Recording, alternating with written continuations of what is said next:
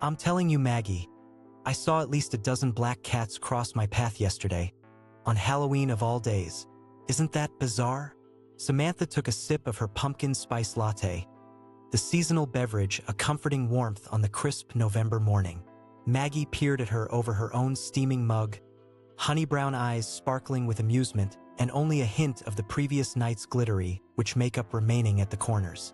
Sam, you're not turning superstitious on me now, are you? Just yesterday you were scoffing at the very idea of black cats bringing bad luck. I know, and I still don't believe that nonsense, not really. But you have to admit the sheer number of sightings is a little odd, especially after what that spooky gypsy woman said about them protecting me. Protecting you from what, exactly? Maggie arched an eyebrow. Did a piano nearly fall on your head? Or maybe you narrowly avoided an anvil dropping out of the sky, while coyote style. Samantha snorted and playfully swatted at her friend. Nothing so dramatic. I think she meant more along the lines of negative energy and evil spirits. You know, typical Halloween hoodoo voodoo. Aha, and I suppose one of these heroic kitties followed you home. Maggie nodded toward the oversized tote bag resting in the booth beside Samantha. On cue, a tiny black furry head poked out of the opening, blinking sleepily in the warm glow of the cafe. The kitten let out a soft mew. I couldn't just leave him shivering out in the cold, Samantha cooed, reaching over to scratch under the kitten's chin. He's a special little guy, I can tell, and so well-behaved. Hardly made a peep all night or on the tea ride over here. Maggie sighed and shook her head. Sam, honey, I love you, but you are such a soft touch sometimes. Have you even thought this through? Like how you're going to take care of a kitten with your crazy schedule? Samantha's hand stilled and she bit her lip. It was true, between her demanding editor-in-chief position at the magazine and her busy social calendar. She barely had time to take care of herself most days, let alone another living creature. But gazing down into the kitten's bright golden eyes, she felt an instant soul-deep connection, an undeniable sense that they were meant to find each other.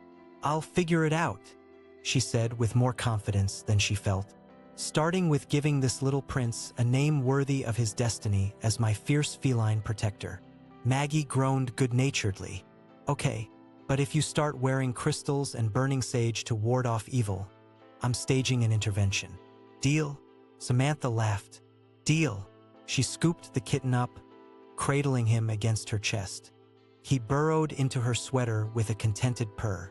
Welcome to the family, Salem. Over the next few weeks, Samantha dove headfirst into kitten parenthood, surprising herself with how naturally she took to it.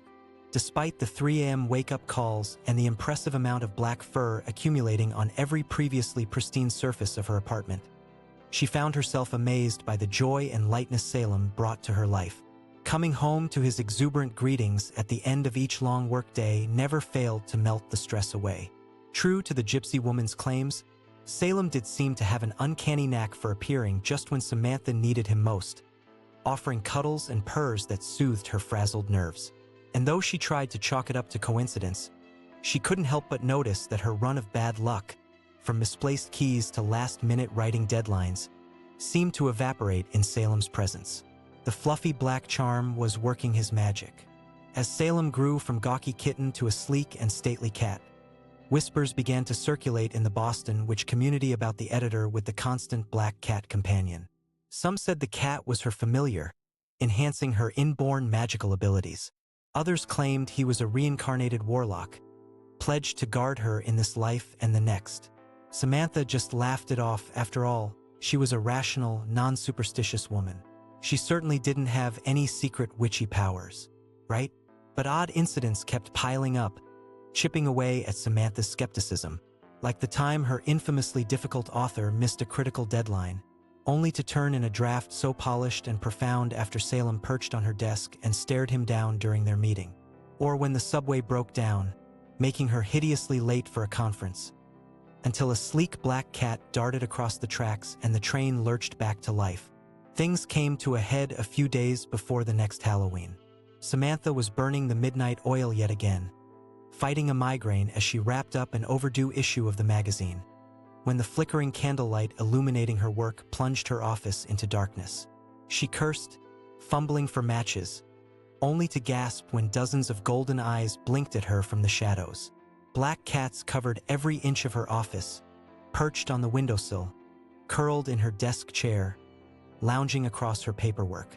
And at the center of the feline congregation sat Salem, his eyes glowing with ancient, otherworldly wisdom. Samantha stumbled backwards, heart thundering wildly. What's going on? Salem, what is this?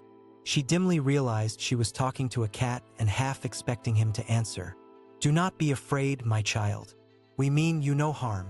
The sibilant voice slithered across her mind, and Samantha whirled to see the gypsy woman, Vialka, emerging from the darkness. Her eyes sparkled with stars and shadows, her movements fluid and feline as she approached. I don't understand, Samantha stammered. Who are you, really? What do you want with me? Vialka smiled enigmatically.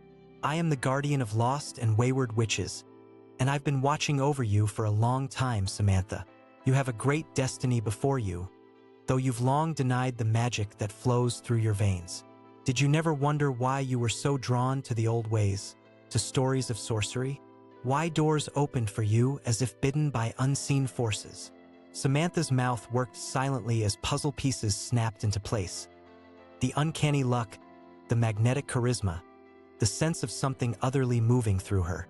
The knowing looks her mother's garden club members exchanged when she was a little girl, the cryptic comments about her having the touch, the ghostly woman in black she sometimes glimpsed in her bedroom mirror.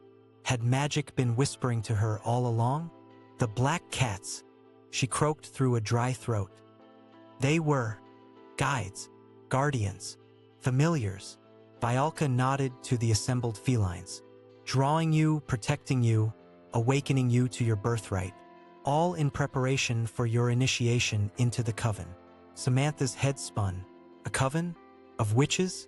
Actual magic wielding, brom reading, cauldron bubbling witches? This was beyond anything her rational mind could comprehend. And yet, some deep, buried part of her knew it was true, recognized the truth of the wild power thrumming through her all these years. As if sensing her thoughts, Salem padded over, winding around her ankles with a rumbling purr that resonated in her bones. At his touch, warmth and strength bloomed through her like the golden glow of an eternal candle.